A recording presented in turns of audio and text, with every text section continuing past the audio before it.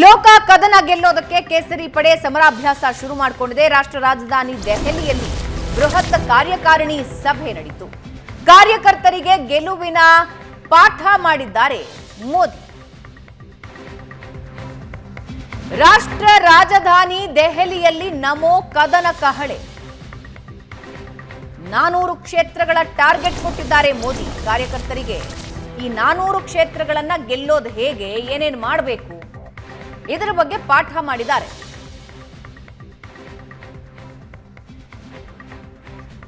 ಅಧಿಕಾರದ ಆಸೆಗೆ ಮೂರನೇ ಅವಕಾಶ ಕೇಳ್ತಿಲ್ಲ ಅಂದಿದ್ದಾರೆ ಪ್ರಧಾನಿ ಮೋದಿ. ಅಭಿವೃದ್ಧಿಯೇ ಪರಮೋಧ್ಯೇಯ ಅಂತ ನರೇಂದ್ರ ಮೋದಿ ಹೇಳಿದ್ದಾರೆ.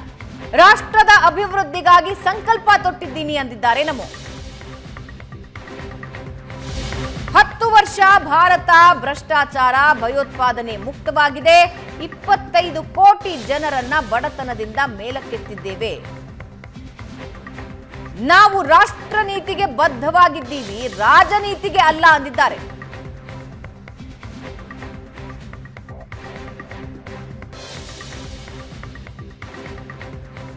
मैं बीजेपी सरकार का तीसरा टर्म सत्ता भोग के लिए नहीं मांग रहा हूं. मैं राष्ट्र का संकल्प लेकर निकला हुआ व्यक्ति हूं. अगर मैं अपने घर की ही चिंता करता तो आज करोड़ों गरीबों के घर नहीं बना पाता. मैं देश के करोड़ों बच्चों के भविष्य के लिए जीता हूं.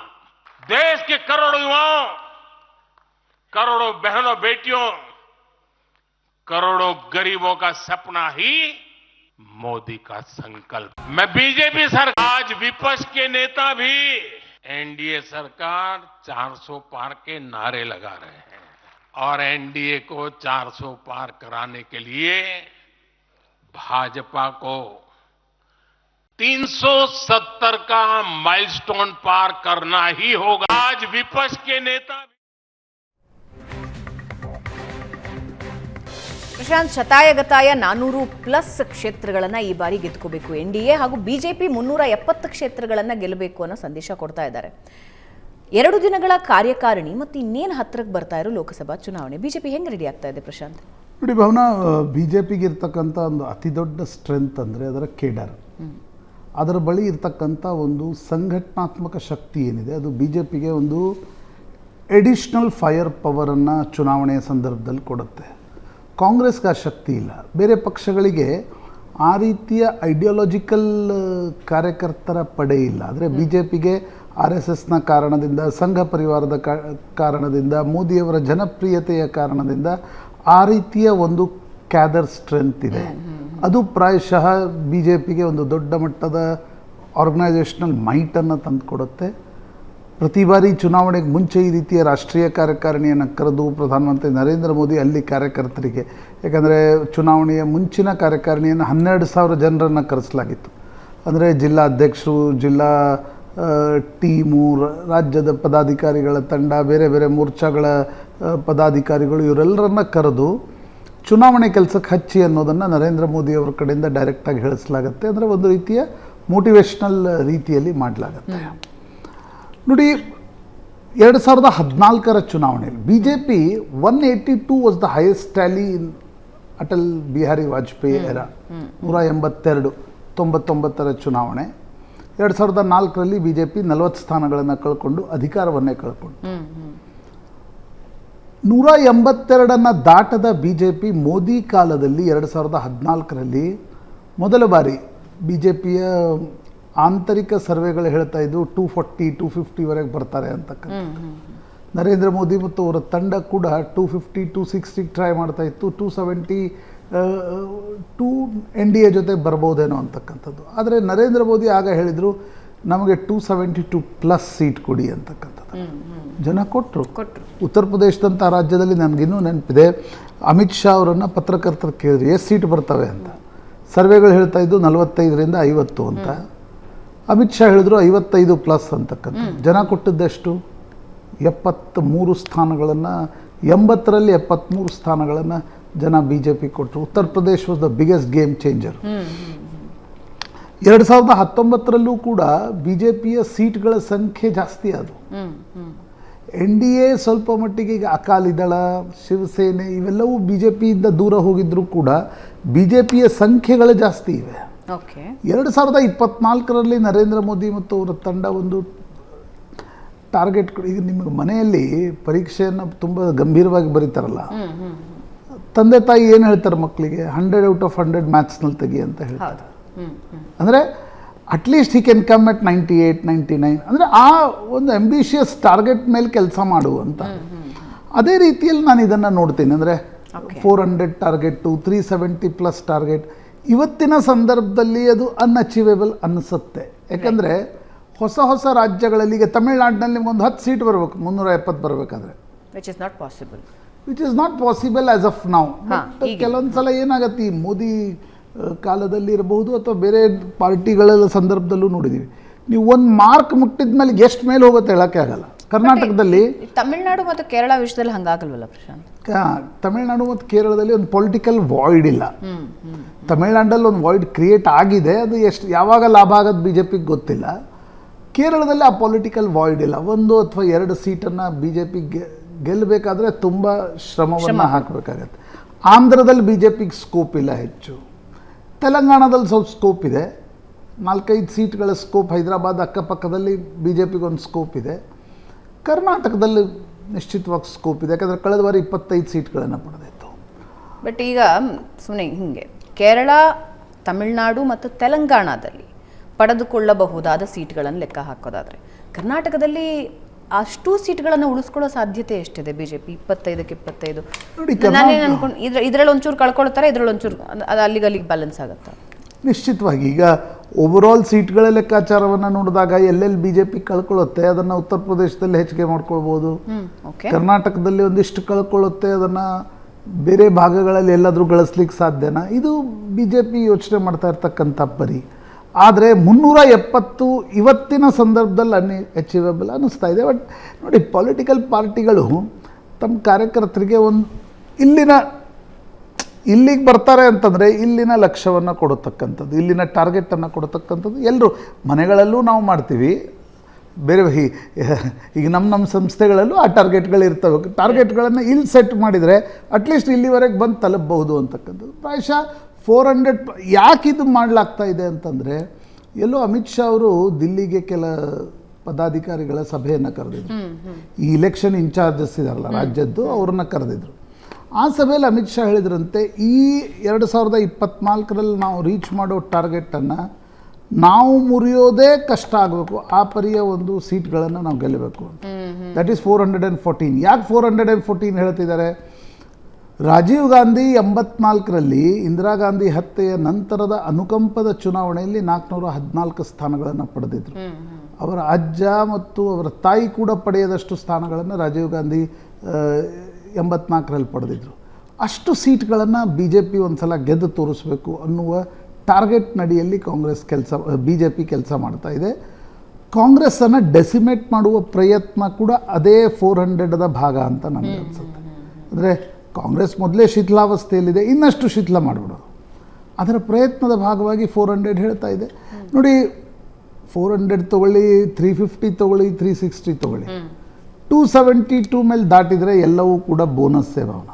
ಮತ್ತು ಇವತ್ತಿನ ಚುನಾವಣೆಗಳು ನಾವು ನೋಡ್ತಾ ಇದ್ದೀವಿ, ನಿಮಗೆ ಒಂದು ಸಲ 270, 280 ತಲುಪ್ತಾ ಇದ್ದೀರಿ ಅನ್ನೋದು ಮಾರ್ಕೆಟ್ನಲ್ಲಿ, ಅಂದರೆ ಮತದಾರರಲ್ಲಿ ಗೊತ್ತಾದ ತಕ್ಷಣ ನಿಮ್ಮ ಸೀಟ್ಗಳ ಸಂಖ್ಯೆ, ಓಟ್ಗಳ ಸಂಖ್ಯೆ ಇನ್ನಷ್ಟು ಗಣನೀಯವಾಗಿ ಏರಿಕೆ ಆಗ್ತದೆ. ಬಟ್ BJPಯ ಟಾರ್ಗೆಟ್ ಏನಂದರೆ ಬಹುಮತ BJPಗೆ ಪೂರ್ತಿಯಾಗಿ ಬರಬೇಕು.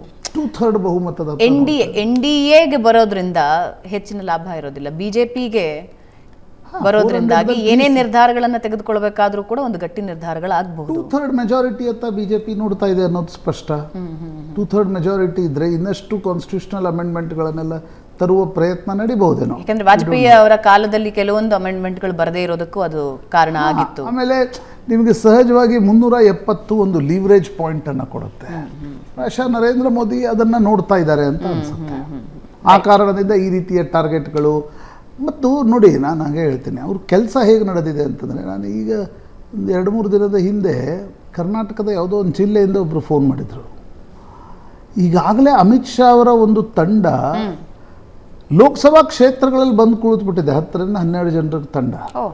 ಅವರು ಬೂತ್ ಕಮಿಟಿ ಮಾಡ್ಲಿಕ್ಕೆ ಹೇಳಿದ್ದಾರೆ ಬಿಜೆಪಿ ಕಾರ್ಯಕರ್ತರು. ಹೇಗೆ ಬೂತ್ ಕಮಿಟಿ ಒಂದು ಸರಳ ಆ್ಯಪನ್ನು ಮಾಡಿದ್ದಾರೆ.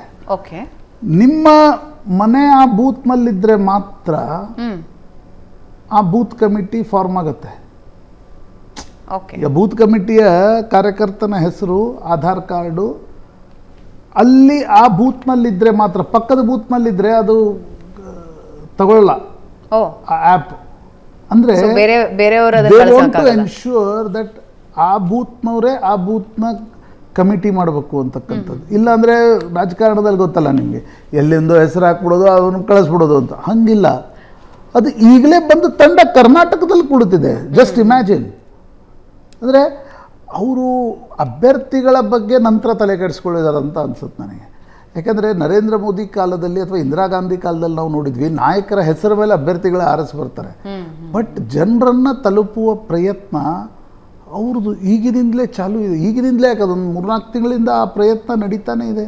ಪ್ರಶಾಂತ್, ಅಂದುಕೊಂಡಷ್ಟು ಸುಲಭವ? ಯಾಕೆಂದರೆ ನೆಹರು ನಂತರ ಯಾರೂ ಕೂಡ 3ನೇ ಬಾರಿ ಆಯ್ಕೆಯಾಗಿ ಬಂದಿಲ್ಲ. ಈಗ ಒಂದು 10 ವರ್ಷ ಅಂತ ಹೇಳಿದ್ರೆ ಒಂದು ಆ್ಯಂಟಿ ಇನ್ಕಂಬನ್ಸಿ ಒಂದು ಸ್ವಲ್ಪ ಮಟ್ಟಿಗೆ ಪರ್ಸೆಂಟೇಜ್ ವೈಸ್ ಆದರೂ ನಾವು ಲೆಕ್ಕ ಹಾಕೋದಾದರೆ ಒಂದು ಚೂರಾದರೂ ಇದ್ದೇ ಇರುತ್ತೆ. ಭಾವನಾ, ಆ್ಯಂಟಿ ಇನ್ಕಂಬನ್ಸಿ ಇಲ್ಲ ಅಂತ ಯಾರೂ ಹೇಳ್ತಾ ಇಲ್ವಾ, ಅಥವಾ ಆ ರೀತಿ ಇರಲ್ಲ. ಆ್ಯಂಟಿ ಇನ್ಕಂಬನ್ಸಿ ಇರುತ್ತೆ. But there is a TINA factor for Narendra Modi. Okay, there is no alternative.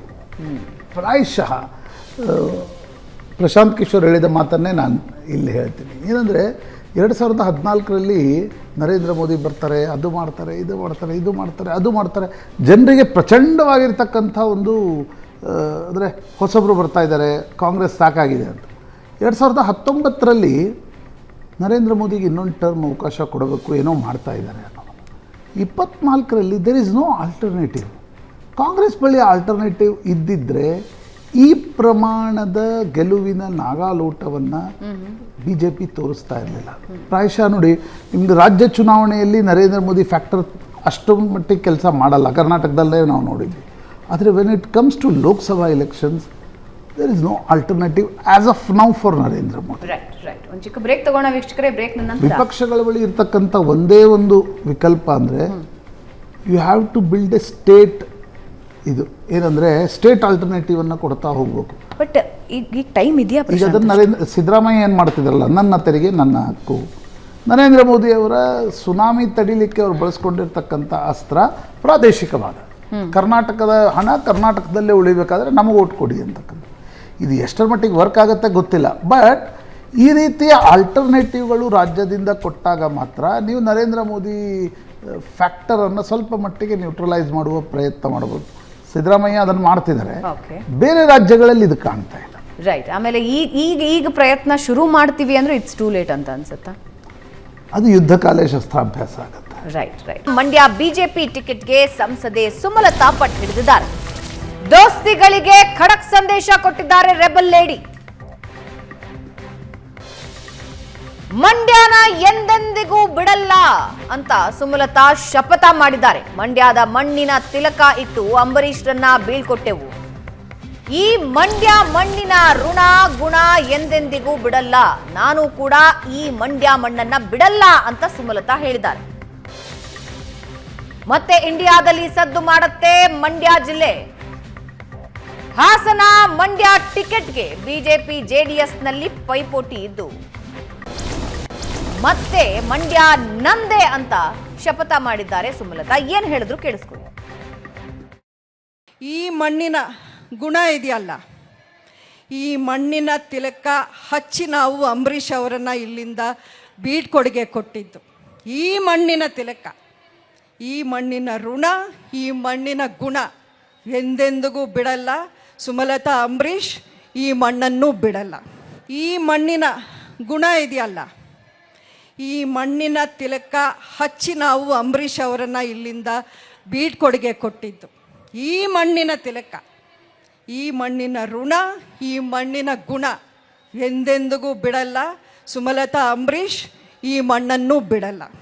ಈ ಪ್ರಶಾಂತ್, ಕಳೆದ ಬಾರಿಯ ಮಂಡ್ಯ ಎಲೆಕ್ಷನ್ ತುದಿಗಾಲಲ್ಲಿ ನಿಲ್ಲಿಸಿತ್ತು. ಈ ಬಾರಿಯೂ ಹಂಗಿದ್ದೇ ಒಂದು ಸ್ಟೇಜ್ ಕ್ರಿಯೇಟ್ ಆಗ್ತಿದೆ ಅನ್ಸುತ್ತೆ. ನನಗನ್ಸುತ್ತೆ ನೋಡಿ, ಪ್ರಧಾನಮಂತ್ರಿ ನರೇಂದ್ರ ಮೋದಿ ಮತ್ತು ಅಮಿತ್ ಶಾ ಅವ್ರನ್ನ ಭೇಟಿಯಾಗಿ ಬಂದ ನಂತರ ಸುಮಲತಾ ಅವರ ಕಾನ್ಫಿಡೆನ್ಸ್ ಜಾಸ್ತಿ ಆದಂಗೆ ಕಾಣುತ್ತೆ. ಇದಕ್ಕೆ ಕಾರಣ ಇಲ್ಲ ಬಿ ಜೆ ಪಿಯವ್ರನ್ನ ಉಳಿಸ್ಕೊಳ್ತೀವಿ, ಜೆ ಡಿ ಎಸ್ಸನ್ನು ಮನವೊಲಿಸ್ತೀವಿ ಅಂತಕ್ಕಂಥದ್ದನ್ನು ಹೇಳಿದ್ದಾರಾ ಅನ್ನೋ ಪ್ರಶ್ನೆ ಕೂಡ ಇದೆ. ಯಾಕಂದರೆ ಸುಮಲತಾ ಅವರಿಗೆ ಬೇರೆ ಬೇರೆ ಬೇರೆ ಕ್ಷೇತ್ರಗಳ ಬಗ್ಗೆ ಬಿ ಜೆ ಪಿ ಕೇಳ್ತಾ ಇತ್ತು. ನೀವು ಒಕ್ಕಲಿಗರ ಭಾಗದಲ್ಲಿ ಯಾವುದಾದ್ರೂ ಕ್ಷೇತ್ರದಲ್ಲಿ ಸ್ಪರ್ಧಿಸ್ತೀರಾ ಅನ್ನೋದೆಲ್ಲ ಕೇಳ್ತಾ ಇದ್ರು. ಆದರೆ ಸುಮಲತಾ ತುಂಬ ಸ್ಪಷ್ಟ ಶಬ್ದಗಳಲ್ಲಿ ಬಿ ಜೆ ಪಿ ನಾಯಕರಿಗೂ ಹೇಳಿದ್ದಾರೆ, ನಾನು ಯಾವುದೇ ಕಾರಣಕ್ಕೂ ಮಂಡ್ಯ ಬಿಟ್ಟು ಹೋಗಲ್ಲ ಅಂತ.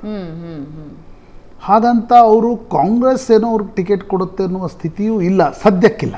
ಓಕೆ, ಅಂದರೆ ಆಯ್ತಪ್ಪ ಸುಮಲತಾ ಅವರು ಬಿ ಜೆ ಪಿ ಮತ್ತು ಜೆ ಡಿ ಎಸ್ ಅಂದರೆ ಆ ಮೈತ್ರಿಕೂಟದಿಂದ ಹೊರಗಡೆ ಬರ್ತಾರೆ, ಕಾಂಗ್ರೆಸ್ಸಿಂದ ಸ್ಪರ್ಧಿಸ್ತಾರೆ, ಟಿಕೆಟ್ ಕೊಡ್ತಾರೆ ಅಂತಕ್ಕಂಥ ವಾತಾವರಣವೂ ಕೂಡ ಇಲ್ಲ. ಯಾಕಂದರೆ ಚಲುವರಾಯಸ್ವಾಮಿ ಇರಲಿ, ಅಲ್ಲಿನ ಸ್ಥಳೀಯ ನಾಯಕರಿಗೂ ಡಿ ಕೆ ಶಿವಕುಮಾರ್ ಅವ್ರಿಗೂ ಸುಮಲತಾ ಅಲ್ಲಿ ಬರೋದು ಬೇಕಾಗಿಲ್ಲ. ಅಂದರೆ ಅಲ್ಲಿ ಕಾಂಗ್ರೆಸ್ ಕ್ಯಾಂಡಿಡೇಟ್ ಆಗಿ ಅವ್ರಿಗೆ ಕಾಂಗ್ರೆಸ್ಸಿಗೆ ಬರೋದು ಬೇಕಾಗಿಲ್ಲ. ಆ ಕಾರಣದಿಂದ ನನಗನ್ಸುತ್ತೆ ಸುಮಲತಾ ಪ್ರಧಾನಮಂತ್ರಿ ನರೇಂದ್ರ ಮೋದಿ ಮತ್ತು ಅಮಿತ್ ಶಾ ಅವರ ಬಳಿ ಹೋಗಿದ್ರು. ಅವ್ರ ಬಳಿ ಹೋಗಿ ಬಂದ ನಂತರ ಸ್ವಲ್ಪ ಮಟ್ಟಿಗೆ ಅವರ ಕಾನ್ಫಿಡೆನ್ಸ್ ಜಾಸ್ತಿ ಆಗಿದೆ. ಅದರ ಅರ್ಥ ಮಾತುಕತೆ ಮುಗಿದು ಬಿಟ್ಟಿದೆ, ಎಲ್ಲವೂ ಆಗ್ಬಿಟ್ಟಿದೆ ಅಂತಕ್ಕಂಥದ್ದಿಲ್ಲ. ಆದರೆ ಪಾಸಿಟಿವ್ ಮಂಡ್ಯವನ್ನು ಜೆ ಡಿ ಎಸ್ಗೆ ಕೊಡೋಲ್ಲ ಅಂತಕ್ಕಂಥದ್ದು ಈ ಫಸ್ಟ್ ಟೈಮ್ ಏನು ಚರ್ಚೆ ನಡೆದಿತ್ತಲ್ಲ ಕುಮಾರಸ್ವಾಮಿ ಮತ್ತು ಅಮಿತ್ ಶಾ ಮಧ್ಯೆ, ಆ ಚರ್ಚೆಯಲ್ಲೇ ಅಮಿತ್ ಶಾ ಕುಮಾರಸ್ವಾಮಿಗೆ ಹೇಳಿದರು ಮಂಡ್ಯದ ಬಗ್ಗೆ ಈಗಲೇ ಏನು ನಿರ್ಣಯ ತೆಗೆದುಕೊಳ್ಳೋದು ಬೇಡ, ಮಂಡ್ಯದ ಬಗ್ಗೆ ಆಮೇಲೆ. ಯಾಕಂದರೆ ವಿಧಾನಸಭಾ ಚುನಾವಣೆಯ ಸಂದರ್ಭದಲ್ಲಿ ಸುಮಲತಾ ಅವರು ಜೆ ಪಿ ನಡ್ಡಾ ಬಳಿ ಹೋಗಿದ್ರು. ಅವರೇನು B J P join B J ಪಿಯನ್ನು ಅವ್ರ ಬೆಂಬಲಿಗರು ಜಾಯ್ನ್ ಆದರು, ಅವ್ರು ಅಧಿಕೃತವಾಗಿ ಆಗಲಿಲ್ಲ, ಯಾಕಂದರೆ ಅವ್ರ ಪಕ್ಷೇತರ ಸದಸ್ಯರು. ಆಗ ನಡ್ಡಾ ಅವರಿಗೆ ಸುಮಲತಾ ಒಂದು ಪ್ರಶ್ನೆಯನ್ನು ಕೇಳ್ತಾರೆ, ಮುಂದೇನು ಲೋಕಸಭಾ ಚುನಾವಣೆ ಸಂದರ್ಭದಲ್ಲಿ ನನ್ನ ಕೈ ಹಿಡಿಬೇಕು ನೀವು ಅಂತ, we will take care of it ಅಂತ ನಡ್ಡಾ ಆಗ ಹೇಳಿರ್ತಾರಂತೆ. ಇದನ್ನು ಸುಮಲತಾ ಸ್ವತಃ ಹೇಳಿದರು. ಯಾಕಂದರೆ ಕಾಂಗ್ರೆಸ್ ಬಾಗಿಲು ತರಲಿಕ್ಕೆ ತಯಾರಿಲ್ಲ ಎಂದಾಗ ಸುಮಲತಾ ಬಿ ಜೆ ಪಿಗೆ ಹೋಗಿದ್ರು. ಈಗ ಲೋಕಸಭಾ ಚುನಾವಣೆ ಬಂದಿದೆ, ಸುಮಲತಾ ಅವರ ಕಾನ್ಫಿಡೆನ್ಸನ್ನು ಗಮನಿಸ್ತಾ ಇದ್ದರೆ ನೋಡಿ, ಅವರೇನು ಪಕ್ಷೇತರ ಸದಸ್ಯರಾಗಿ ಸ್ಪರ್ಧಿಸಲ್ಲ. When B J P J D S candidate ಹಾಕಿ, ಕಾಂಗ್ರೆಸ್ಸು ಕ್ಯಾಂಡಿಡೇಟ್ ಹಾಕಿ ಪಕ್ಷೇತರರಾಗಿ ನಿಂತರೆ ಸುಮಲತಾಗೆ ಒಂದು ಟ್ರ್ಯಾಕ್ಷನ್ ಸಿಗುತ್ತೆ ಅಂತಲ್ಲ. ಕಳೆದ ಬಾರಿ ಯಾಕೆ ಟ್ರ್ಯಾಕ್ಷನ್ ಸಿಕ್ಕಿತ್ತು ಅಂದರೆ ಬಿ ಜೆ ಪಿ ಕ್ಯಾಂಡಿಡೇಟ್ ಹಾಕಿರಲಿಲ್ಲ, ಕಾಂಗ್ರೆಸ್ ಒಳಗಿಂದೊಳಗೆ ಸಪೋರ್ಟ್ ಮಾಡಿತ್ತು. ಬರೀ ಜೆ ಡಿ ಎಸ್ ಆ ಚುನಾವಣೆಯನ್ನು ನಿಖಿಲ್ ಕುಮಾರಸ್ವಾಮಿ ಎದುರಿಸಿದ್ರು. ಮುಖ್ಯಮಂತ್ರಿ ಮಗನನ್ನು ಸೋಲಿಸಿದರೆ ಒಂದು ರಾಜಕಾರಣದ ವಿಂಡೋ ಓಪನ್ ಆಗುತ್ತೆ ಅನ್ನುವ ಕಾರಣಕ್ಕೋಸ್ಕರ ಕಾಂಗ್ರೆಸ್ನವರು ಕೂಡ ಅವರನ್ನು ಸೋಲಿಸುವ ಪ್ರಯತ್ನ ಮಾಡಿದರು. ಈ ಬಾರಿ ಕಾಂಗ್ರೆಸ್ ಕ್ಯಾಂಡಿಡೇಟ್ ಆಗುತ್ತೆ, ಯಾಕಂದರೆ ರಾಜ್ಯ ಸರ್ಕಾರ ಇದೆ, ಕಾಂಗ್ರೆಸ್ನ ಶಾಸಕರಿದ್ದಾರೆ. B J P J D S candidate ಕೂಡ, ಅಂದರೆ ಸುಮಲತಾ ಅಲ್ಲ ಬೇರೆಯವರು ಅಂತ ಪ್ರಶ್ನೆ ಬಂದಾಗ ಸುಮಲತಾ ಬರೀ ಪಕ್ಷೇತರರಾಗಿ ನಿಂತರೆ ಲಾಭ ಇಲ್ಲ. ಹೀಗಾಗಿ ಸುಮಲತಾ ಗಟ್ಟಿ ಶಬ್ದಗಳಲ್ಲಿ ಹೇಳ್ತಾ ಇರೋದೇನು, ನಾನು ಬಿ ಜೆ ಪಿಯ ಕ್ಯಾಂಡಿಡೇಟ್ ಆಗ್ತೇನೆ. ಬಿ ಜೆ ಪಿಯ ಕ್ಯಾಂಡಿಡೇಟ್ ಅಂದರೆ ಏನು, ಅಲ್ಲಿ ಜೆ ಡಿ ಎಸ್ ನಿಲ್ಬಾರ್ದು, ಕರೆಕ್ಟ್ ಅಲ್ವಾ? ನಾನು ಬಿ ಜೆ ಪಿ ಟಿಕೆಟ್ ಮೇಲೆ ಮೊದಲ ಬಾರಿ ಮಂಡ್ಯದಲ್ಲಿ ಸಂಸದೆಯಾಗಿ ಆಯ್ಕೆಯಾಗಿ ಬರ್ತೀನಿ ಅಂತ ಸುಲಭ ಇಲ್ಲ ಅದು. ಅಂದರೆ ಬಿ ಜೆ ಪಿಯಲ್ಲಿ 1,70,000 1,80,000 ಓಟ್ ಇವೆ. ಬಿ ಜೆ ಪಿಯ ಚಿಹ್ನೆಯ ಮೇಲೆ ಮಂಡ್ಯದಲ್ಲಿ ಇವತ್ತಿವರೆಗೆ ಯಾರೂ ಕೂಡ ಆರಿಸಿ ಬಂದಿಲ್ಲ ಲೋಕಸಭೆಯಲ್ಲಿ. ಆ ಕಾರಣದಿಂದ ಇದು ಸುಲಭ ಇಲ್ಲ. ಆದರೆ ಸುಮಲತಾ ಪ್ರಯತ್ನ ಮಾಡ್ತಾ ಇದ್ದಾರೆ, ಜೆ ಡಿ ಎಸ್ಗೆ ನೀವು ಬೇರೆ ಸೀಟ್ ಕೊಡಿ, ಮಂಡ್ಯ ನಾನೇ ನಿಲ್ತೀನಿ ಅಂತಕ್ಕಂಥದ್ದನ್ನು ಪಟ್ಟು ಹಿಡಿದು ಸುಮಲತಾ ಕೇಳ್ತಾ ಇದ್ದಾರೆ. ಇದು ಹೇಗೆ ಮುಂದಿನ ರಾಜಕಾರಣದಲ್ಲಿ ಆಗುತ್ತೆ? ಕುಮಾರಸ್ವಾಮಿ ದೇವೇಗೌಡರು ಒಪ್ಕೋತಾರ?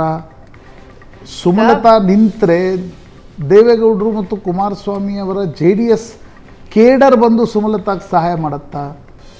ಈ ಪ್ರಶ್ನೆಗಳು ಇವೆ. ಕಳೆದ ಬಾರಿ ಕಾಂಗ್ರೆಸ್ ಮತ್ತು ಜೆ ಡಿ ಎಸ್ ಒಟ್ಟಿಗೆ ಹೋಗಿದ್ವು, ಒಳ ಏಟುಗಳೇನೇನಿದ್ವು ಅದೆಲ್ಲರಿಗೂ ಗೊತ್ತಿರುವಂಥದ್ದು. ಬಟ್ ಇಲ್ಲಿ ಬಿ ಜೆ ಪಿ ಮತ್ತು ಜೆ ಡಿ ಎಸ್ ಒಟ್ಟಿಗೆ ಹೋಗ್ತಾ ಇರೋದು, ಜೆ ಡಿ ಎಸ್ ಸಪೋರ್ಟ್ ಮಾಡುತ್ತಾ ಸುಮಲತಾ ಅವ್ರನ್ನ, ಜೆ ಡಿ ಎಸ್ ಕಾರ್ಯಕರ್ತರು? ಅದೇ that is the bigger question. And ಕಾಂಗ್ರೆಸ್ನಿಂದ ಯಾರನ್ನ ನಿಲ್ಲಿಸಿದ್ರೆ ಟಫ್ ಫೈಟ್ ಆಗ್ಬೋದು ಪ್ರಶಾಂತ್? ಅಲ್ಲ, ಈಗಂತರೂ ಅವರು ಯಾರೋ ಚಂದ್ರು ಅನ್ನೋರ ಹೆಸರು ಕೇಳಿ ಬರ್ತಾ ಇದೆ. ಅದು ಮುಂದಿನ ದಿನಗಳಲ್ಲಿ ಸುಮಲತಾ ಪ್ರಶ್ನೆ ನಿರ್ಧಾರ ಆದ ಮೇಲೆ ಕಾಂಗ್ರೆಸ್ ನಿರ್ಣಯವನ್ನು ತೆಗೆದುಕೊಳ್ಬೋದು ಅನ್ಸುತ್ತೆ. ಯಾಕಂದರೆ ಸುಮಲತಾ ಎದುರು ಯಾರಾದರೂ ಒಬ್ಬರು ಸುಮಲತಾಗೆ ಬಿ ಜೆ ಪಿ ಟಿಕೆಟ್ ಕೊಟ್ಟು ಜೆ ಡಿ ಎಸ್ ಒಪ್ಪಿದ್ರೆ, ನಾನು ರೇ ಪ್ರಪಂಚದಲ್ಲೇ ಹೇಳ್ತಾ ಇದ್ದೀನಿ, then Congress needs a stronger candidate, visible candidate. ಮಂಡ್ಯದ ಜಿಲ್ಲೆಯ ಅಷ್ಟೂ ಕ್ಷೇತ್ರಗಳಲ್ಲಿ ಪರಿಚಯ ಇರುವ, ಗುರುತು ಹಿಡಿಯುವ, ಒಕ್ಕಲಿಗರ ಸ್ವಾಭಿಮಾನದ ಪ್ರಶ್ನೆಗಳನ್ನು ಮುಂದಿಡ್ತಕ್ಕಂಥ ಒಂದು ಕ್ಯಾಂಡಿಡೇಟ್ ಕಾಂಗ್ರೆಸ್ಗೆ ಬೇಕಾಗತ್ತೆ. ಅಂದ್ರಷ್ಟೇ ಸುಮಲತಾ ಅವರನ್ನು ಅಲ್ಲಿ ಟೇಕ್ ಆನ್ ಮಾಡಲಿಕ್ಕೆ ಸಾಧ್ಯ ಆಗುತ್ತೆ ಕಾಂಗ್ರೆಸ್ಗೂ ಕೂಡ. ಈಗ ಕಾಂಗ್ರೆಸ್ ಒಬ್ಬರ ಹೆಸರನ್ನು ಹೇಳ್ತಾ ಇದೆ, ಚಂದ್ರು, ಆರ್ ಚಂದ್ರು ಅಂತ ಅವ್ರನ್ನ ಕರೀತಾರೆ. ತುಂಬ ಪೊಲಿಟಿಕಲ್ ಅಲ್ಲ, ನಾನ್ ಪೊಲಿಟಿಕಲ್ ವ್ಯಕ್ತಿ, ಬಟ್ ಅವರ ಹೆಸರನ್ನು ಹೇಳ್ತಾ ಇದ್ದಾರೆ. ಮುಂದಿನ ದಿನಗಳಲ್ಲಿ ನೋಡ್ಬೇಕು, ಯಾರಾದರೂ ವೈದ್ಯರನ್ನು ಆ ರೀತಿ ಕೆಲವೊಂದು ಸಲ ಕರ್ಕೊಂಡು ಬರಲಾಗತ್ತೆ ಕೊನೆಯ ಮೂಮೆಂಟಲ್ಲಿ.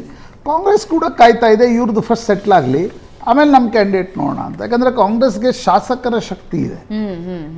ಆಮೇಲೆ ಮಂಡ್ಯ ವಿಧಾನಸಭೆಯಲ್ಲೊಂದು ಲೋಕಸಭೆಯಲ್ಲೊಂದು ಅನ್ನುವ ಜಾಯಮಾನದ ಜಿಲ್ಲೆ ಅಲ್ಲ. ಫಾರ್ ಎಕ್ಸಾಂಪಲ್, ಈಗ ನಿಮಗೆ ಧಾರವಾಡ, ಬಾಗಲಕೋಟೆ, ಇದು ವಿಧಾನಸಭೆಯಲ್ಲಿ ಒಂದು ಪ್ಯಾಟರ್ನ್ ಇರುತ್ತೆ, ಲೋಕಸಭೆಯಲ್ಲಿ ಮಂಡ್ಯ ಆ ಪ್ಯಾಟರ್ನಲ್ಲಿ ಬರುವ ಜಿಲ್ಲೆ ಅಲ್ಲ.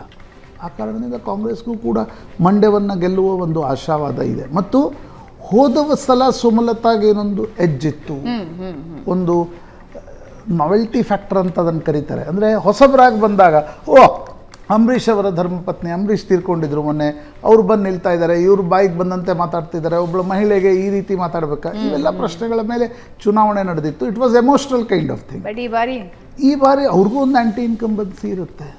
ಪ್ರತಿಯೊಬ್ಬನಿಗೂ ಒಂದು 5 ವರ್ಷ ಅಧಿಕಾರದಲ್ಲಿದ್ಮೇಲೆ ಒಂದು ಆ್ಯಂಟಿ ಇನ್ಕಂಬನ್ಸಿ ಇರುತ್ತೆ. ಅವ್ರು ಹೇಗೆ ಎತ್ತ ಅಂತ ಕಾರ್ಯಕರ್ತರಿಗೆ ಗೊತ್ತಾಗತ್ತೆ. ಹಾಗಾಗಿ ಒಂದು ಲೆವೆಲ್ ಪ್ಲೇಯಿಂಗ್ ಫೀಲ್ಡ್ನಲ್ಲೇ ಮಂಡ್ಯದ ಚುನಾವಣೆ ಈ ಬಾರಿ ನಡೆಯುತ್ತೆ ಅಂತ ಅನ್ಸುತ್ತೆ ನನಗೆ. ತುಂಬ ಅಂದರೆ ನಿಮಗೆ ಸುಮಲತಾಗೆ ಟಿಕೆಟ್ ಕೊಟ್ಟರೂ ಕೂಡ ತುಂಬ ನಾವೆಲ್ಟಿ ಫ್ಯಾಕ್ಟರ್ ಮೇಲೆ ಏನು ಚುನಾವಣೆ will be level playing field. ಲೋಕ ಕದನಕ್ಕೂ ಮುನ್ನ INDIA ಒಕ್ಕೂಟ ಛಿದ್ರ ಆಗ್ತಾ ಇದೆ.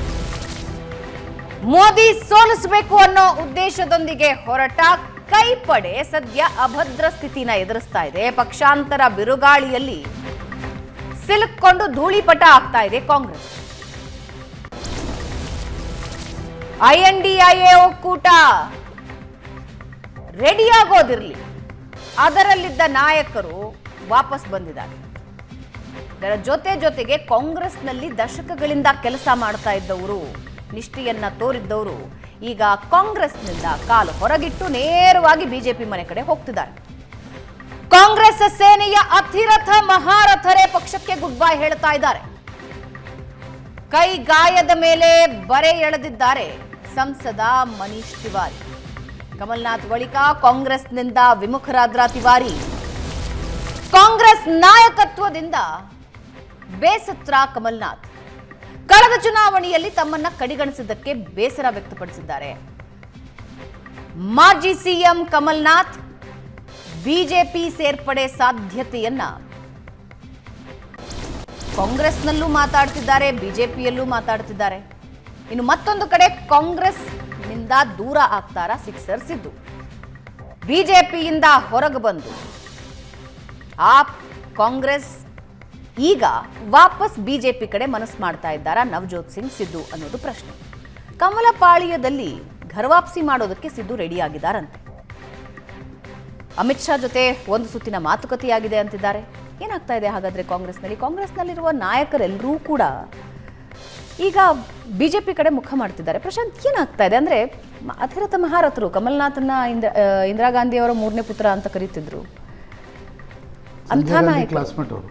ಅಂಥ ನಾಯಕರೆಲ್ಲರೂ ಇವಾಗ ಕಾಂಗ್ರೆಸ್ ಕಡೆಯಿಂದ ಬಿಜೆಪಿ ಕಡೆ ಒಂದು ಅನ್ಸುತ್ತೆ. ನಾವು ಆಗಲೇ ಮಾಡಿದ್ದೀವಿ ಟಾರ್ಗೆಟ್ 400.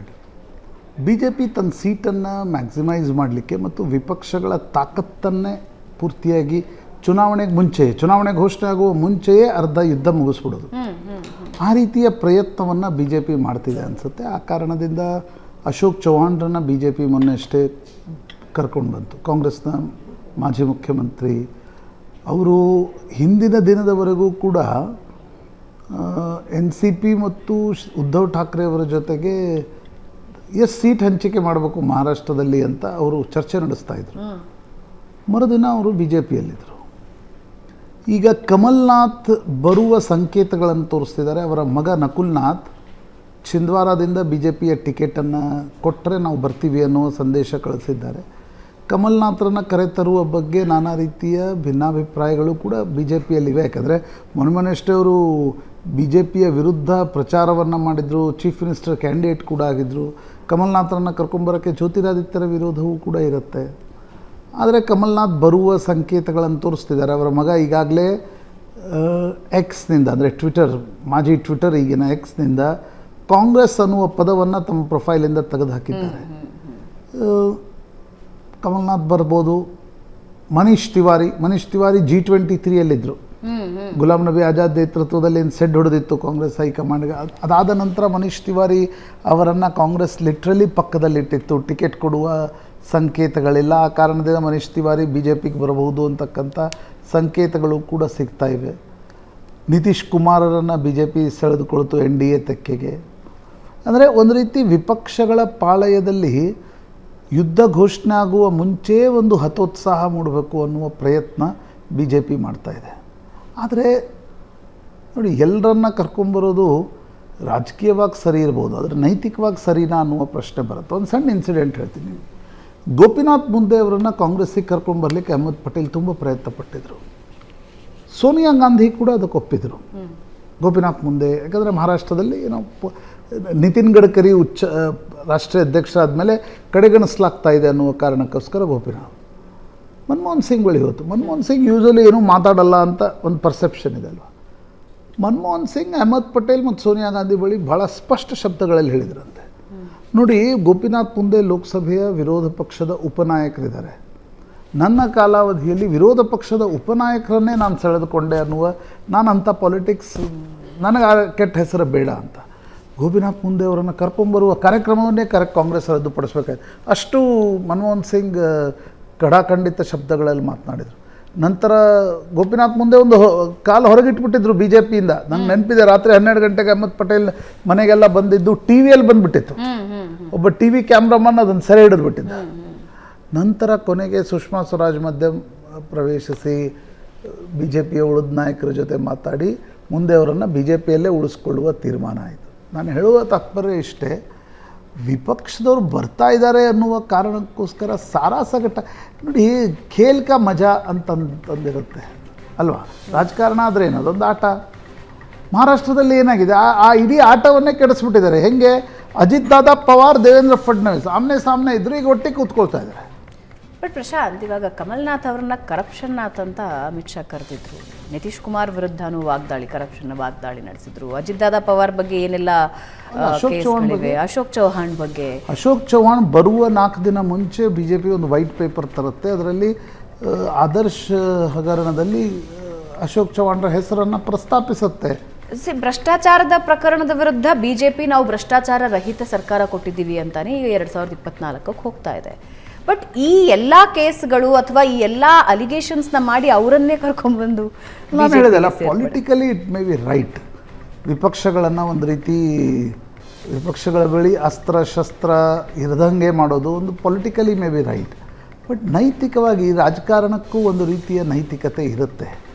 ನೀವು ಎಲ್ಲರನ್ನ ನಿಮ್ಮ ವಿರೋಧಿ ಪಾಳಯದಲ್ಲಿದ್ದನ್ನು ಅವನು ಖಾಲಿ ಮಾಡಿ ಇಲ್ಲಿ ತಂದು ಯುದ್ಧ ನಡೆಸಿ ಅಂತ ಹೇಳೋದ್ರಲ್ಲಿ ಅದು ಏನಂದರೆ, I don't understand sometimes.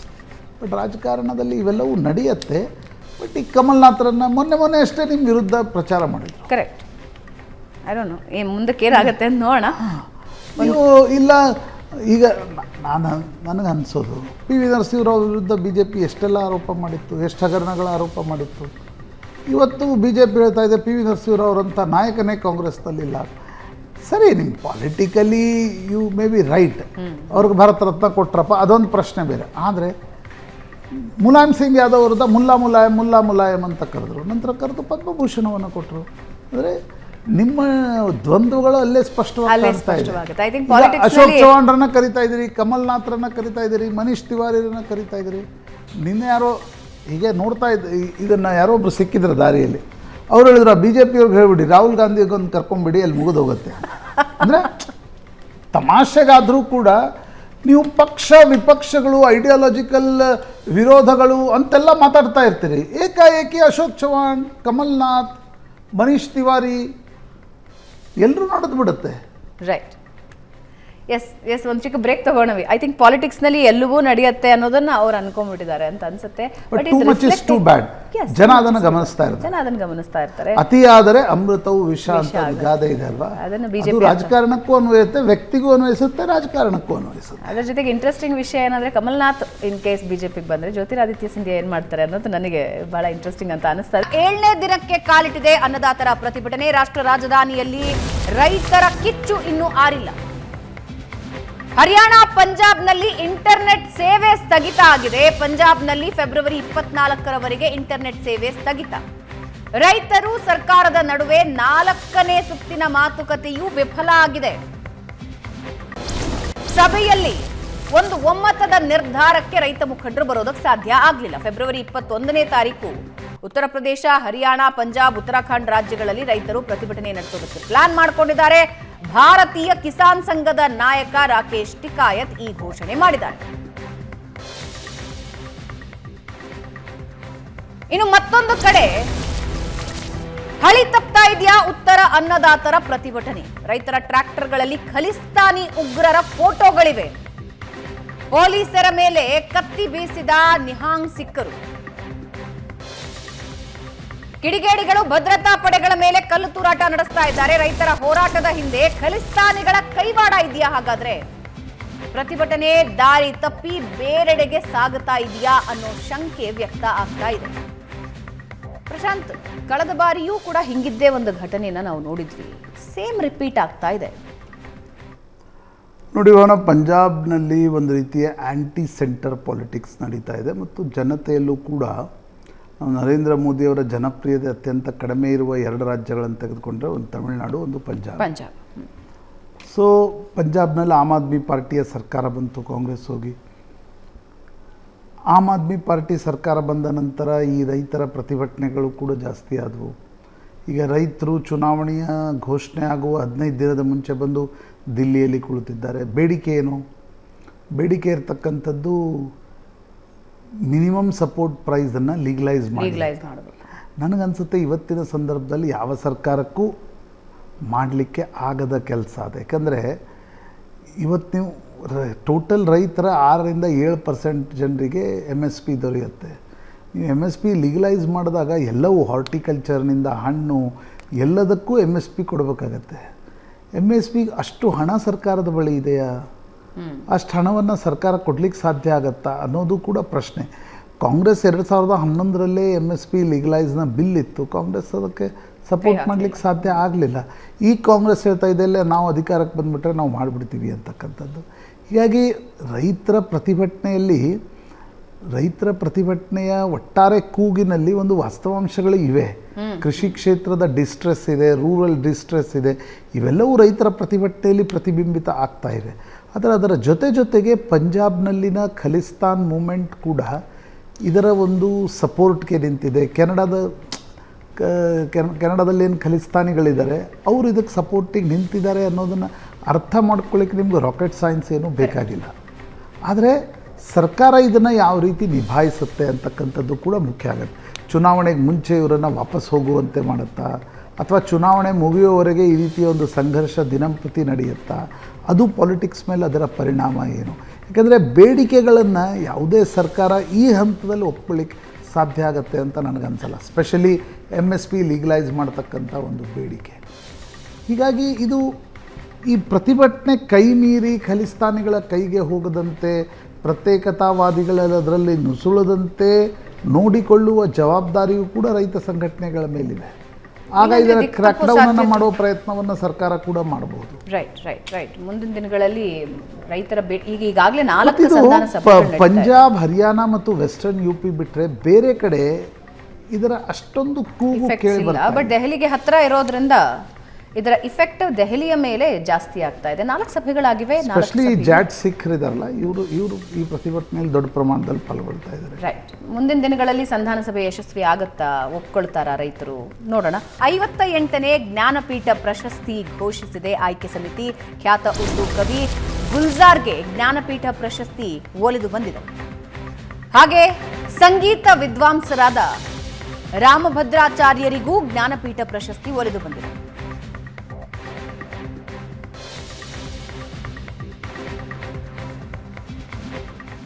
Prashant, 2 ಆಯ್ಕೆಗಳ ಬಗ್ಗೆ ತುಂಬ ಅತ್ಯಂತ ಯೋಗ್ಯವಾದ ಆಯ್ಕೆಗಳು ಈ ಬಾರಿ. ಅಂದರೆ ತುಂಬ ವರ್ಸಟೈಲ್. ರಾಮಭದ್ರಾಚಾರ್ಯರು ಅವರ ಜನ್ಮದ 2 ತಿಂಗಳ ನಂತರ ಅವರಿಗೆ ಕುರುಡು ಅಂಧತ್ವ ಬಂತು. ಆಗಿನ ಕಾಲದಲ್ಲಿ ಇಷ್ಟೆಲ್ಲ ಟೆಕ್ನಾಲಜಿ ಇರಲಿಲ್ಲ. ಮೂಲತಃ ಗುಜರಾತ್ನವರು. ನಂತರ ಅವರು ನೋಡಿ ಕಣ್ಣಿಲ್ಲದೆ 250 ಪುಸ್ತಕಗಳನ್ನು ಸಂಸ್ಕೃತ, ಹಿಂದಿ, ಅವಧಿ, ಮೈಥಿಲಿ ಅಂಥ ಒಂದು 25 ಲ್ಯಾಂಗ್ವೇಜ್ಗಳು ಬರ್ತಾವೆ ಅವ್ರಿಗೆ. ರಾಮಭದ್ರಾಚಾರ್ಯರು ಬ್ರಹ್ಮಸೂತ್ರದ ಮೇಲೂ ಕೂಡ ಪುಸ್ತಕಗಳನ್ನು ಬರೆದಿದ್ದಾರೆ. ರಾಮಭದ್ರಾಚಾರ್ಯರು ತುಂಬ ಅತ್ಯಂತ ಯೋಗ್ಯವಾದ ಆಯ್ಕೆ. ರಾಮ ಮಂದಿರದ ಸಂದರ್ಭದಲ್ಲಿ ಅಲಹಾಬಾದ್ ಹೈಕೋರ್ಟ್ ಮತ್ತು ಸುಪ್ರೀಂ ಕೋರ್ಟ್ನಲ್ಲಿ ವೇದಗಳಲ್ಲಿ ಮತ್ತು ಈ ನಂತರದ ಪುರಾಣಗಳಲ್ಲಿ ರಾಮನ ಜನ್ಮದ ಬಗ್ಗೆ ಏನು ಸಾಕ್ಷ್ಯಗಳಿವೆ, ತಥ್ಯಗಳಿವೆ ಅನ್ನೋದನ್ನು ಕೋರ್ಟ್ನಲ್ಲಿ ಹೋಗಿ ಹೇಳಿದವರು. ಸುಮಾರು 400+ ಸಾಕ್ಷಿಗಳನ್ನು ಕೊಟ್ಟಿದ್ದವರು. ಹೀಗಾಗಿ ರಾಮಭದ್ರಾಚಾರ್ಯರು ಇತ್ತೀಚೆಗೆ ಪ್ರಧಾನಮಂತ್ರಿ ನರೇಂದ್ರ ಮೋದಿ ಕೂಡ ಅವರ ಚಿತ್ರಕೂಟದ ತುಳಸಿ ಆಶ್ರಮಕ್ಕೆ ಹೋಗಿದ್ದರು. ತುಂಬ ಅತ್ಯಂತ ಇತ್ತೀಚಿನ ದಿನಗಳಲ್ಲಿ ಅತ್ಯಂತ ಜನಪ್ರಿಯ ಸಂತರೂ ಹೌದು ಮತ್ತು ಅತ್ಯಂತ ವಿದ್ವಾಂಸರು ಕೂಡ ಹೌದು. ಸಂಸ್ಕೃತ, ಹಿಂದಿ, ನಾನು ಹೇಳಿದೆ ಬೇರೆ ಬೇರೆ ಲ್ಯಾಂಗ್ವೇಜ್ಗಳಲ್ಲಿ. ಇನ್ನೊಂದು ಹೆಸರು ಅದಕ್ಕೆ ಸಂಪೂರ್ಣವಾಗಿ ತದ್ವಿರುದ್ಧ, ಉರ್ದು ಕವಿ ಗುಲ್ಜಾರ್. ಅತ್ಯಂತ ಯೋಗ್ಯ ಆಯ್ಕೆ. ಗುಲ್ಜಾರನ್ನು ಇಷ್ಟಪಡದ ಪ್ರಾಯಶಃ ಹಳೆಯ ತಲೆಮಾರು ಇರ್ಬೋದು, ನಮ್ಮ ತಲೆಮಾರು ಇರ್ಬೋದು. ಗುಲ್ಜಾರ್ ಸಂಪೂರ್ಣ ಸಿಂಗ್ ಕಾಲ್ರಾ, ಅವಿಭಜಿತ ಅಂದರೆ ಪಾಕಿಸ್ತಾನದ ಕಡೆಯಿಂದ ವಲಸೆ ಬಂದವರು ಸಂಪೂರ್ಣ ಸಿಂಗ್ ಕಾಲ್ರಾ. ಗುಲ್ಜಾರ್ ಅವರ ಮಾಚಿಸ್ನ ಚಪ್ಪ ಚಪ್ಪ ಚರ್ಕ ಛಲೆ ಇರ್ಬೋದು, ಅವರ ಅನೇಕ ಪರಿಚಯ, ಆಂಧಿ ಅಂಥ ಸಿನಿಮಾಗಳನ್ನು ನಿರ್ಮಿಸಿದ್ದಿರ್ಬೋದು, ತ್ರಿವೇಣಿ ಅಂತ ಒಂದು ಅತ್ಯಂತ ತ್ರಿಪದಿಯ ಒಂದು ಕಾದಂಬರಿಯನ್ನು ಗುಲ್ಜಾರ್ ಬರೆದಿದ್ದರು. ಅದಕ್ಕೆ ಜ್ಞಾನಪೀಠ ಪ್ರಶಸ್ತಿಯನ್ನು ಕೊಡಲಾಯಿತು. Is a good lyricist, poet and film maker also. ಅತ್ಯಂತ 2 ಯೋಗ್ಯವಾದ ಆಯ್ಕೆಗಳು ಈ ಬಾರಿ ಜ್ಞಾನಪೀಠದಲ್ಲಿ ಬಂದಿವೆ. ಪ್ರಸಿದ್ಧವೂ ಹೌದು, ಕ್ವಾಲಿಟಿನೂ ಹೌದು. ಎಸ್, ಇದೇ ಸುದ್ದಿಯೊಂದಿಗೆ ಇವತ್ತಿನ ಚರ್ಚೆ ಮುಗಿಸೋಣ. ಪ್ರಶಾಂತ್, ಧನ್ಯವಾದ ಚರ್ಚೆಯಲ್ಲಿ ಭಾಗಿಯಾಗಿದ್ದಕ್ಕೆ. ವೀಕ್ಷಕರೇ, ಇದು ಇವತ್ತಿನ ನ್ಯೂಸ್ ಅವರ್ ಮಾರ್ನಿಂಗ್ ಎಡಿಷನ್. ನೇರ, ದಿಟ್ಟ, ನಿರಂತರ ಸುದ್ದಿಗಾಗಿ ನೋಡ್ತಾ ಇರಿ ಏಷ್ಯಾನೆಟ್ ಸುವರ್ಣ ನ್ಯೂಸ್.